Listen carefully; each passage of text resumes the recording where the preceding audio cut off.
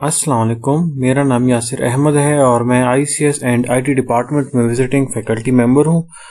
आज हम programming fundamentals में लेक्चर 8 स्टार्ट करेंगे और इस जो हमने लेक्चर 7 में लूप्स के बारे में पढ़ा, ऑपरेटर्स के बारे में। ठीक है, तो ये इसका एक प्रोग्राम था जो हमने किया हुआ भी है। यहाँ पे देखें, अगर हम फ्लो देखें, ये सारी डिक्लेरेशन होगी, इनिशियलाइजेशन और डिक्लेरेशन।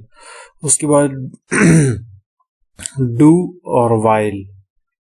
डू में क्या होगा, ये सबसे पहले एग्जीक्यूट होगा डू, और उसके बाद फिर कंडीशन चेक होगी। लेकिन कंडीशन में देखा जाएगा यहाँ पे क्या है कि आपने ग्रेड या मार्क्स 0 से या 0 से ज्यादा एंटर किए हैं। अगर आप नेगेटिव में एंटर करोगे तो फिर ये टर्मिनेट हो जाएगा। ये इसका मेन है और ये हम पिछले लेक्चर में इसको एग्जीक्यूट कर चुके हैं। और फिर अब आ जाते हैं मल्टीवे डिसीजन। जिस तरह यहाँ पे अब ये मल्टीवे डिसीजन है, इफ स्टेटमेंट्स हैं। इसमें क्या होगा कि जब हम कोई सी इन करेंगे, वैल्यू ग्रेड एंटर करेंगे, तो ये सारी कंडीशंस पे चेक होगा। ये कंडीशन भी चेक करेगा। इनकेस अगर ये ट्रू है तो इसी सी आउट एग्जीक्यूट होके फिर दूसरी कंडीशन चेक करेगा।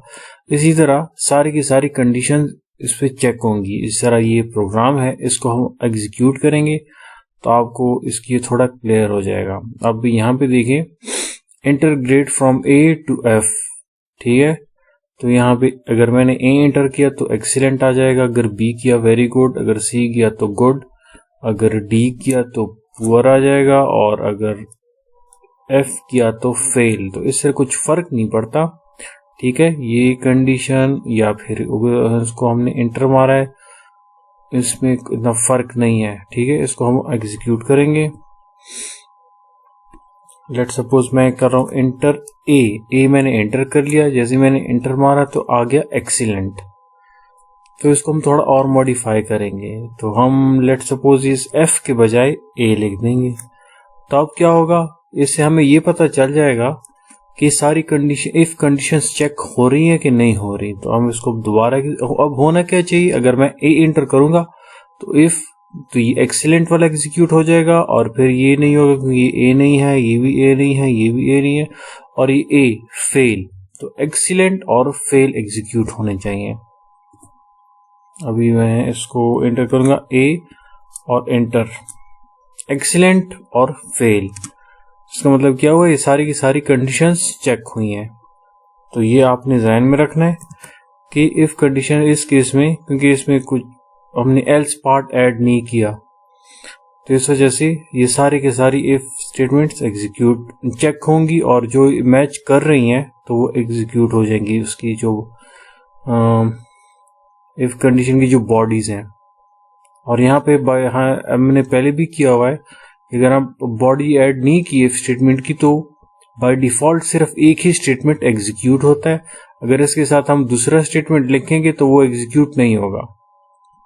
अब आ जाते हैं इफ एल्स स्टेटमेंट। वो इफ था और ये इफ एल्स स्टेटमेंट। इसमें क्या है, अगर ए एग्जीक्यूट हो गया तो फिर ये बाकी एग्जीक्यूट नहीं होंगे क्योंकि ये एल्स पार्ट वाले हैं। इनकेस अगर ये इफ एग्जीक्यूट नहीं हो गया तो एल्स पार्ट में दोबारा जो इफ आ रहा है वो वाला चेक होगा। अगर ये भी एग्जीक्यूट नहीं हो रहा तो इस एल्स पार्ट में जो तीसरा इफ है ये एग्जीक्यूट होगा, और ये एग्जीक्यूट हो गया तो ये इफ वाली बॉडी एग्जीक्यूट हो जाए तो ये बाकी एल्स वाला पार्ट एग्जीक्यूट नहीं होगा। ठीक है, इसको फिर इसमें प्रोग्राम ऐड है, ये इसको हम अब रन करेंगे। अब इसको हमने कॉपी किया है और यहाँ हमने पेस्ट कर लिया। जिस तरह आप यहाँ देखेंगे, यहाँ पे स्पेस का मसला है, आपको क्लियर नजर आए कि ये हमने स्लाइड में ऐड किया हुआ है और इस वजह से आपको आसानी होगी। ठीक है, तो आप अपनी समझने के लिए इंटर मार सकते हैं ताकि इससे ये होगा आपको क्लियर हो जाएगा कि बाय डिफॉल्ट एक ही स्टेटमेंट एग्जीक्यूट होती है।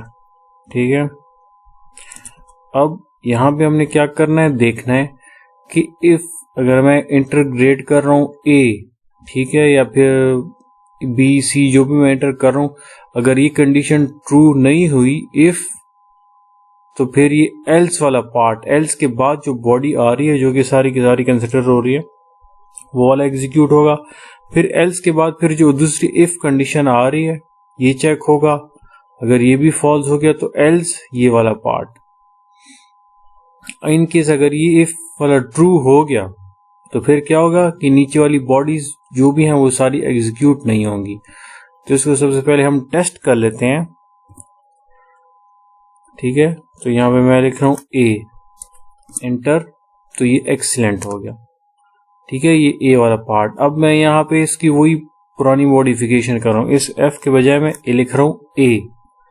तो अब क्या होना चाहिए, अगर मैं enter grade A to F कर रहा हूँ, मैंने ए इंटर कर लिया तो सी में ए स्टोर हो गया, तो ये वाला एग्जीक्यूट हो जाएगा इफ, और फिर ये एल्स वाला पार्ट स्किप हो जाएगा, जो कि एल्स में फिर ये बाकी सारे आ रहे हैं, ठीक है। तो ये आगे प्रोसेस जाएगा ही नहीं, तो इसको हम एग्जीक्यूट कर लें। अभी अगर मैं ए एंटर कर लूं, ये जैसे कि मैंने अभी ए कर लिया एंटर मारने से पहले, तो एक्सीलेंट होना चाहिए और फेल, लेकिन यहाँ एल्स की वजह से फेल वाला पार्ट एग्जीक्यूट नहीं होगा। ये हो गया एंटर, तो अभी हमें क्या नजर आ रहा है, एक्सीलेंट, जो कि ए इफ वाला एग्जीक्यूट हो गया, और क्योंकि एल्स की वजह से बाकी बॉडी एग्जीक्यूट होगी ही नहीं। सही है। चलो अभी नेक्स्ट पे आ जाते हैं, इफ एल्स। ये अगर आप देखें वही कंडीशन है, इफ ग्रेड ए आ रहा है तो एक्सीलेंट कर लो, एल्स ग्रेड बी, और इसके बाद फिर आगे जाते हैं, लेकिन कंडीशन को, इफ की बॉडी अगर वो जो है कंडीशन ट्रू नहीं है तो फिर एल्स वाला पार्ट में जाएगा। इनकेस अगर ये ट्रू होगी एफ की जो कंडीशन है, फिर एल्स वाला पार्ट सारा का सारा स्किप हो जाएगा, जिसके बाद जितना भी आ रहा है, जिस तरह भी हमने एग्जांपल में चेक किया है। इससे पहले जैसे हमने इफ स्टेटमेंट्स चेक कर ली, ठीक है, तो उसमें क्या था कि हम इफ एल्स हर वक्त मतलब बहुत ज्यादा करते हैं, तो इससे मतलब प्रोग्राम लेंथी भी हो जाता है और रीडिंग करने में थोड़ी मुश्किलात भी आ जाती हैं। लेकिन इसके मुकाबले में जो स्विच स्टेटमेंट है वो थोड़ा क्लीन भी है और एफिशिएंट मेथड भी है, ताकि हम सिनेरियोस को आसानी से हैंडल कर सकें या इसमें चेंजेस ला सकें, जिस तरह ये नजर आ रहा है। स्विच है, ठीक है, इसमें वेरिएबल नेम या इंटीजर फ्लोट जो हमने वैल्यू स्टोर की होती है, फिर वो यहाँ पे चेक होता है, जिस तरह यहाँ केस ए, अगर वो ए है तो इस ए वाली स्टेटमेंट एग्जीक्यूट हो जाएंगी, अगर बी आ रहा है तो बी की स्टेटमेंट एग्जीक्यूट हो जाएंगी। लेकिन ये इसका क्या है, तरीका है कि किस तरह आपने लिखना है, या स्विच लिखने का पैटर्न के स्विच यहाँ पे वेरिएबल नेम जब आप लिखोगे जिसमें आपने वैल्यू स्टोर की हुई है, और फिर इस वेरिएबल में जो स्टोर है वो इन केसेस के साथ चेक होगा कि केस ए क्या उस वेरिएबल में ए है, तो फिर ये सारी स्टेटमेंट इसके अंदर एग्जीक्यूट हो जाएगी। इन केस अगर बी है तो बी वाली स्टेटमेंट्स, अगर सी है तो सी वाली, और इस तरह बाकी सारी चेक होंगी। और ये इसका सिंपल एग्जांपल है, जिस तरह हम उधर grade enter A B C कर रहे थे, तो यहाँ पे आप देखें नजर आ रहा है कि स्विच ग्रेड, अगर वहां पे ए आ रहा है तो केस ए अगर ए है तो सी आउट एक्सीलेंट हो जाएगा, इनकेस अगर बी आ रहा है तो वेरी गुड, अगर सी आ रहा है तो उसके हिसाब से स्टेटमेंट एग्जीक्यूट हो जाएंगी।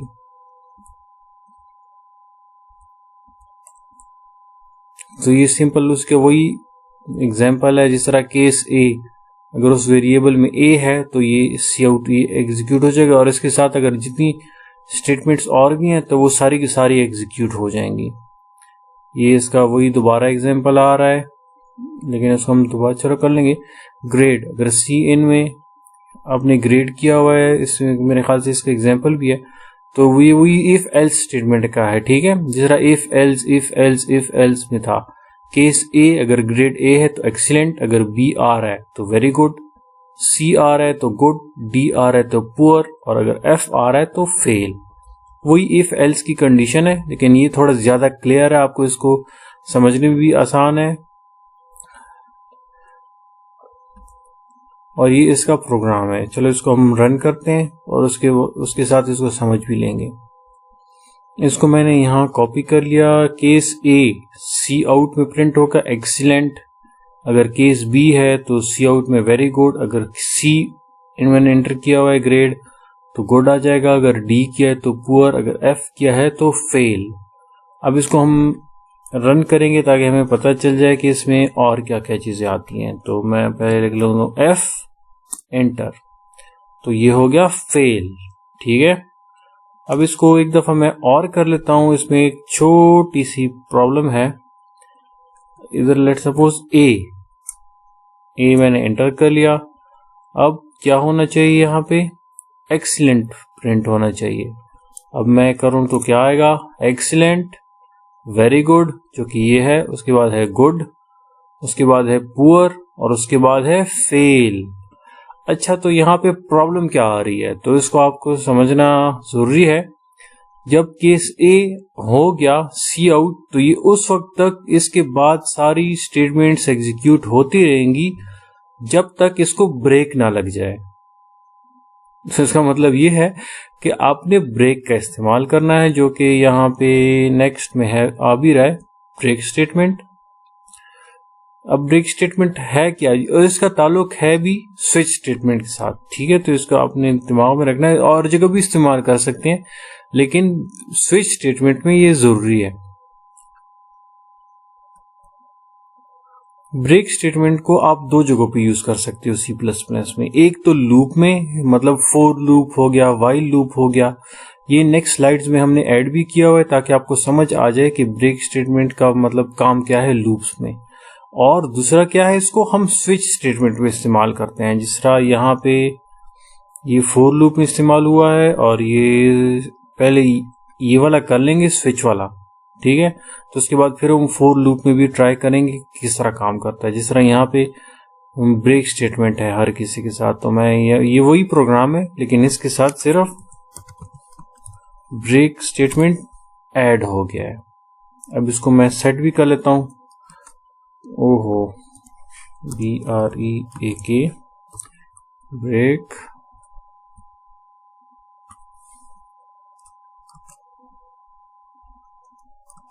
ब्रेक का मतलब ये हो गया कि जो आपने काम किया हुआ है, जिस तरह सी आउट को मैं एंटर कर लूं और ये हो गया ब्रेक, इसको स्पेस देंगे, टैब,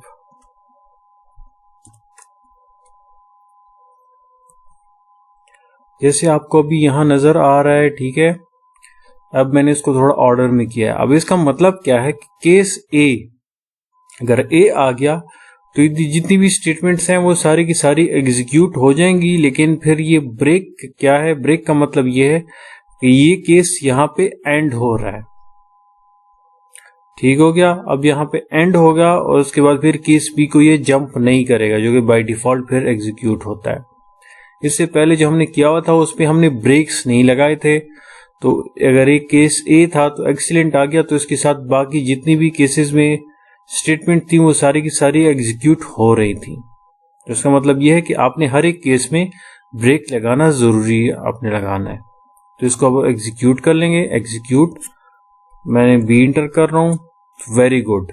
ठीक है, बी में क्या आ रहा है, वेरी गुड आ रहा है। इसको दोबारा एग्जीक्यूट कर लेंगे ए, क्योंकि इससे पहले क्या था वो सारे के सारे एग्जीक्यूट कर रहे थे। जैसे मैं एंटर करूंगा तो ये एक्सीलेंट करेगा, और जैसे ये ब्रेक पे आएगा तो इसका मतलब ये केस ए यहाँ पे एक एंड हो रहा है, तो नेक्स्ट पे जंप नहीं करेगा। तो अब हम आ जाते हैं इस प्रोग्राम पे, इस फॉर लूप के। आपको समझ आ जाएगा एग्जैक्टली कि काम किस तरह करता है।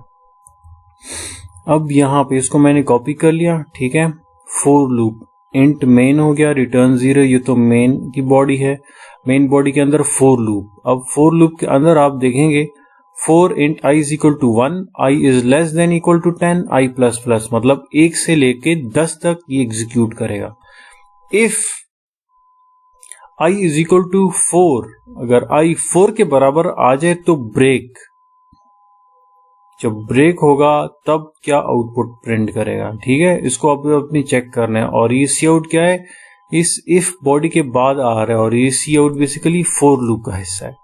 मतलब पहले फॉर लूप 1 होगा, 1 इज लेस देन मतलब इक्वल टू 4 नहीं है, तो फिर ये इफ की बॉडी स्किप हो जाएगी क्योंकि कंडीशन फॉल्स हो जाएगी, फिर सी आउट में हो जाएगा। उसके बाद दोबारा फोर लूप में 2 3, जब 4 पे आएगा तो यहाँ पे ब्रेक हो जाएगा। और इस ब्रेक का मतलब क्या है, ये ब्रेक अब किस लूप के अंदर आ रहा है, ये तो कंडीशन है, और इस ऊपर है ये फोर लूप, तो इस फोर लूप को ये ब्रेक कर लेगा, खत्म कर लेगा। और उसके बाद फिर नेक्स्ट फोर लूप के बाद क्या आ रहा है, रिटर्न 0। इसका मतलब प्रोग्राम की इंट मेन जो फंक्शन है वो खत्म हो रहा है, तो ये यहाँ पे स्टॉप हो जाएगा। अब इसको मैं रन कर लेता हूँ, ये हो गया एग्जीक्यूट। तो यहाँ पे आप देखें क्या आ रहा है, 1 2 3, क्योंकि जब 4 पे यहाँ पे आ रहा था तो ये ब्रेक स्टेटमेंट एग्जीक्यूट हो गया, और जब ब्रेक स्टेटमेंट एग्जीक्यूट होगी तो ये फोर लूप टर्मिनेट हो गया दरमियान में ही, क्योंकि यहाँ 1 से लेके 10 तक इसको एग्जीक्यूट होना है।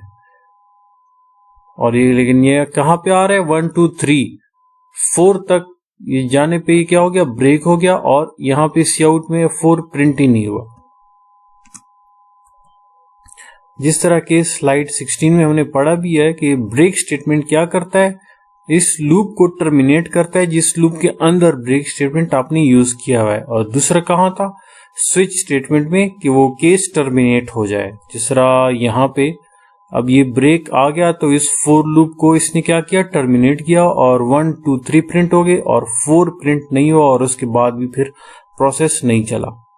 और ये वही प्रोग्राम है जो हमने किया हुआ था केसेस का, कि केस के एंड में आपने ब्रेक लिखना है, क्योंकि केस के एंड में आपने ब्रेक नहीं लिखा तो ये फिर बाकी केसेस को भी प्रिंट सी आउट की जो स्टेटमेंट्स हैं वो सारी एग्जीक्यूट करता ही जाएगा। ये इसका एग्जांपल है, वही हमने किया हुआ है ऑलरेडी, ठीक है। इसमें ब्रेक वो आता है, वही ऐड किया हुआ है। डिफॉल्ट, जिस तरह यहाँ पे नाम से ही जाहिर है कि डिफॉल्ट का मतलब वो जितने इफ जो स्विच स्टेटमेंट में ये डिफॉल्ट यूज होता है। अगर स्विच स्टेटमेंट में जितनी भी केसेस हैं कोई भी एग्जीक्यूट नहीं हुआ तो ये बाय डिफॉल्ट ये वाला जो है जो केस है ये ऑटोमेटिकली एग्जीक्यूट हो जाएगा। इसमें आप वो एक किस्म की वार्निंग्स ऐड कर सकते हैं या फिर कुछ इन्फॉर्मेशन ऐड कर सकते हैं कि जो मतलब रिक्वायरमेंट थी वो आपने फुलफिल नहीं किया, तो इस वजह से फिर ये डिफॉल्ट एग्जीक्यूट हो जाता है। और उसको अपने ऐसे ही डिफॉल्ट, जिस तरह केस ए केस बी लिखते हैं, बस नीचे आपने सिर्फ डिफॉल्ट और एक कॉलन लगाना है और नीचे स्टेटमेंट्स ऐड करनी है। और ये इसका फ्लो चार्ट है कि स्विच में आपने ग्रेड इंटर करनी है, ए बी सी डी कुछ भी हो सकता है। केस ए एक्सीलेंट, फिर बी में केस बी वेरी गुड, और फिर ये डिफॉल्ट आ गया। डिफॉल्ट मतलब अगर ये केसेस में कुछ भी नहीं है तो डिफॉल्ट वाला एग्जीक्यूट होगा। ये सिंपल कंडीशन है स्टेटमेंट्स में, फिर उसको करते हैं। अब इसमें शॉर्ट इंट और लॉन्ग करते हैं, ठीक है। नंबर में शॉर्ट इंट, इंटीजर हम ज्यादातर यूज करते हैं, इंटीजर फ्लोट वगैरह, ठीक है। अब ये इसमें केस हम मुख्तलिफ लिख सकते हैं, इस तरह ए भी लिख सकते हैं, 300 कोई नंबर लिख सकते हैं। जिस तरह यहाँ पे सिंपल ब्रेक का किया हुआ है कि if c is equal to z तो you have made the correct case and break. तो ब्रेक बेसिकली उस लूप के लिए है, इस यहाँ पे फोर लूप होगा तो वो उस फोर लूप को ये क्या करेगा, टर्मिनेट कर लेगा, खत्म कर लेगा। नेक्स्ट जिस तरह इससे पहले अभी हमने ट्राई किया था फोर लूप में 1 2 3 तक चला, फिर ब्रेक आ गया, वो कंडीशन ट्रू हो गई, तो इसके बाद क्या हुआ कि वो आगे बढ़ा ही नहीं, वो फोर लूप ही टर्मिनेट हो गया। अब आ जाते हैं कंटिन्यू में। कंटिन्यूस स्टेप में क्या होता है कि सिर्फ वो ही एक ही आइट्रेशन को ये खत्म कर लेता है या स्किप कर लेता है, और उसके बाद फिर वो प्रोसेस आगे सारा चलता ही जाता है। जिस तरह यहाँ पे देखें ये प्रोग्राम है, यहाँ पे कंटिन्यू, और जिस तरह यहाँ ये वही सेम टू सेम प्रोग्राम है, लेकिन ब्रेक के बजाय आपने कंटिन्यू लिखना है, ठीक है। तो यहाँ मैं इसको कमेंट कर लेता हूं, तो यहां मैं लिख लूं कंटिन्यू। तो यहां पे मुझे इसका रिजल्ट क्या आएगा, तो इस तरह एक दफा ट्राई कर लेते हैं। तो एग्जीक्यूट करने से पहले for loop i is equal to 1, ये 4 की इक्वल नहीं है, ठीक है, तो ये पार्ट स्किप हो गया, 1 प्रिंट हो जाएगा। फिर क्योंकि फोर लूप दोबारा चलेगा, 2 हो जाएगा, 2 में ये नहीं है, इफ वाला पार्ट स्किप हो जाएगा क्योंकि कंडीशन ट्रू नहीं है, तो ये 2 प्रिंट कर लेगा। उसके बाद 3 प्रिंट कर लेगा। जब इसकी 4 की बारी आएगी तो 4 इज इक्वल टू 4, तो कंटिन्यू। अब ये 4 वाला पार्ट ये स्किप कर लेगा, ठीक है, तो ये आई प्रिंट नहीं करेगा। तो यहां से क्या होगा, कंटिन्यू, तो ये वापस चला जाएगा यहां से 4 लूप में। तो ये इसका मतलब क्या हुआ कि 4 जो कर्सर है इसका यहां तक नहीं आएगा, ये कंटिन्यू के जरिए वापस 4 लूप को फोर्स कर लेगा, ऊपर चला जाएगा। और फिर 5 में ये चेक करेगा, तो ये 5 पे प्रिंट हो गया सी आउट, क्योंकि 4 पे सी आउट पे नहीं गया, यहां से ही वापस 4 लूप में चला गया। और उसके बाद 6, 7, 8, 9, 10। तो इसका मतलब क्या हो, पूरे प्रोसेस में सिर्फ 4 स्किप हो जाएगा और बाकी सारा का सारा 4 लूप कंप्लीट हो जाएगी। इसको मैं रन कर लेता हूं, यहां 1, 2, 3 और फिर 5, 6, 7, 8, 9, 10। तो यहां पे जो 4 था, 4 के में यहां क्या हुआ कि 4 के बराबर हो गया, तो कंटिन्यू आ गया। तो कंटिन्यू के बाद का मतलब यह है कि वो आइट्रेशन स्किप होगी, नेक्स्ट आइट्रेशन स्टार्ट हो जाएगी। तो कंटिन्यू के बाद बेसिकली नेक्स्ट आइट्रेशन स्टार्ट हो जाएगा। तो 4 का पार्ट फिर यहां नीचे कंप्लीट ही नहीं होगा, तो यहां से जंप करके नेक्स्ट स्टार्ट हो जाएगा। जिस तरह यहां पे वाइल लूप 5 है, ठीक है, कंडीशन कहीं पे आएगा तो कंटिन्यू आएगा, तो वो कंटिन्यू से वापस फिर वाइल लूप के स्टार्ट से स्टार्ट हो जाएगा। जिस तरह यहाँ पे 4 लूप में हमने किया है, तो 4 लूप में भी हम कंटिन्यू इस्तेमाल कर सकते हैं, और ये लूप्स में इस्तेमाल होता है, ठीक है। ब्रेक और कंटिन्यू दोनों आप इस्तेमाल कर सकते हैं, लेकिन ब्रेक में क्या होगा कि जैसी ब्रेक आएगा तो पूरी की पूरी लूप टर्मिनेट हो जाएगी, और कंटिन्यू के केस में सिर्फ वो आइट्रेशन मतलब कंप्लीट होने से पहले वो नेक्स्ट आइट्रेशन पे चली जाएगी, जब तक एक जब कंटिन्यू आ जाए, ठीक है। इससे पहले हमने डिसीजन और लूप्स वगैरह किए हुए हैं, और अभी स्विच स्टेटमेंट भी इसमें साथ हमने किया हुआ है। अब आ जाते हैं गो टू स्टेटमेंट। अब गो टू स्टेटमेंट बेसिकली एक अनकंडीशनल एक जंप है। जब आप एक जगह से दूसरी जगह जंप लगाते हैं तो गो टू तो एक जगह से दूसरी जगह, ठीक है। तब इस गो टू का मतलब क्या है कि आप एक जगह पे हैं तो आप गो टू के जरिए दूसरी जगह पे चले जाते हैं और फिर वापस आ जाते हैं। जिस तरह इसकी एग्जांपल है, इसको हम कॉपी भी कर लेंगे समझने के लिए। इस पे यहाँ पे देखें, मतलब कनेक्टर सी हो गया, एंटर ग्रेड, तो सी में सेव हो जाएगा, तो स्विच में, ठीक है। जिस तरह यहाँ पे आप देखें, हमने यहाँ पे ब्रेक ऐड नहीं किया, तो ये सिर्फ क्योंकि गो टू को समझाने के लिए है, सिर्फ इसका पार्ट करने के लिए मैंने इसमें थोड़ी बहुत मॉडिफिकेशन की हुई है, ठीक है। इसका नेक्स्ट प्रोग्राम भी है, वो भी अब देख लेंगे।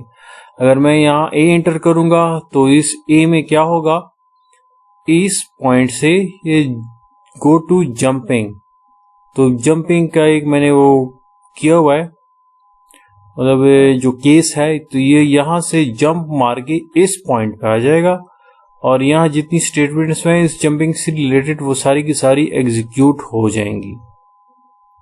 और फिर अगेन जब ये कंप्लीट हो जाए फिर ये नेक्स्ट केसेस में जा सकता है, ठीक है। तो इसका मतलब क्या हुआ कि यहाँ से बी और सी को चेक नहीं करना, बल्कि यहाँ से जंपिंग जो फंक्शन है या जो नेम है, उस जो उसका है केस नेम है, तो ये उस पॉइंट पे जंप कर लेगा जो कि ये है, ठीक है। और यहाँ फिर ये जितनी स्टेटमेंट में सारी की सारी एग्जीक्यूट करके फिर वापस नेक्स्ट से स्टार्ट कर लेगा।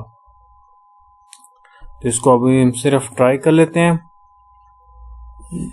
ए, जैसे ही मैं ए एंटर करूंगा तो ये केस ए में ये जो स्टेटमेंट ये गो टू आ रहा है, तो ये गो टू, यहाँ पे गो टू का मतलब ये है कि ये जंप करेगा यहाँ पे। तो अब इसको क्या प्रिंट करना चाहिए, जंपिंग हेयर। तो जैसे मैं एंटर मारूंगा तो आ गया जंपिंग हेयर, तो इसने बेसिकली यहाँ जंप मारा है गो टू के जरिए।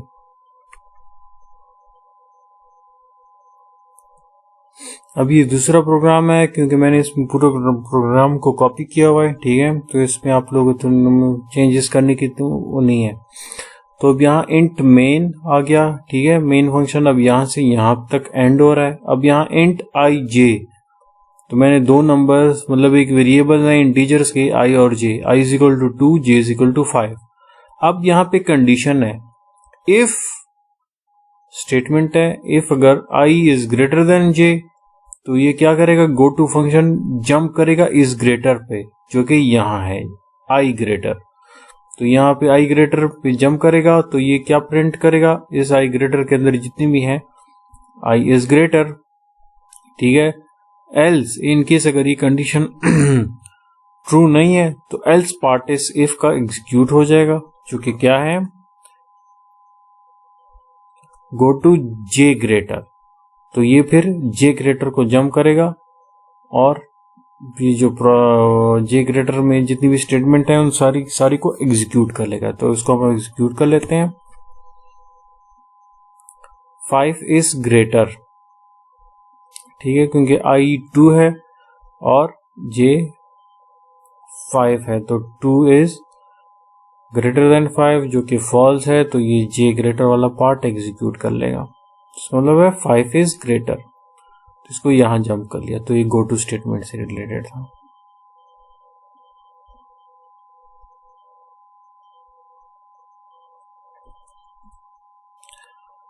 अब स्ट्रक्चरल प्रोग्रामिंग में सीक्वेंसेस हो गया, ठीक है, सीक्वेंस में आपने करना ये जरूरी है। डिसीजंस हो गया जिसमें आप इफ कंडीशन लिखते हैं सारे वो डिसीजन मेकिंग, और लूप्स जिसमें हमने फॉर लूप, वाइल और डू वाइल को हमने काफी डिटेल में पढ़ लिया, और इसके साथ साथ स्विच स्टेटमेंट को भी हमने काफी डिटेल में पढ़ लिया, क्योंकि हम बेसिक्स कम से कम इसमें हमारी कवर हो जाएंगी। अब इसमें कुछ पॉइंट्स हैं, ये आपने याद रखना है कि ब्रेक स्टेटमेंट आपने कम से कम यूज करना है, और कंटिन्यू मतलब इसको अगर आप जितना कम कर सकते हैं, जहां बहुत ज्यादा जरूरी हो तब आप वहां यूज करें, अगर आप स्किप कर सकते हैं तो ज्यादा अच्छी बात। गो टू स्टेटमेंट इसको अगर आप ना ही यूज करो तो ज्यादा अच्छा है, क्योंकि इसमें फिर कॉम्प्लिकेशंस बहुत ज्यादा आती हैं, क्योंकि हमारा बेसिक्स है तो इस वजह से इसमें डिटेल में नहीं जाते। लेकिन गो टू स्टेटमेंट अगर आप कम से कम यूज कर सकते हो तो ज्यादा अच्छी बात है।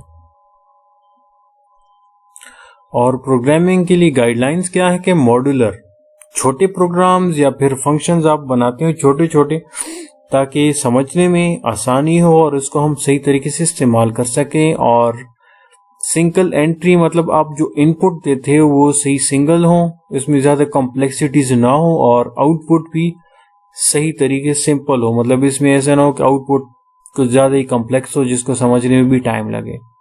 तो सिंगल एंट्री और सिंगल एग्जिट होना जरूरी है। और ये इसके कुछ रूल्स हैं कि सिंपल फ्लो चार्ट बना ले, rectangles can be replaced by 2 rectangles, जिस तरह स्टेटमेंट्स वगैरह हो गई आप उसको सही कर सकते हैं। तो इन सब का यही मतलब है कि आप जितना सिंपल तरीके से कर सकते हैं प्रोग्रामिंग उतना ज्यादा सही है। और फिर हम नेक्स्ट माइलस्टोन में हम अरेज पढ़ेंगे और स्ट्रिंग्स और पॉइंटर्स फिर हमारे नेक्स्ट लेक्चर्स में आ जाएंगी। जी शुक्रिया।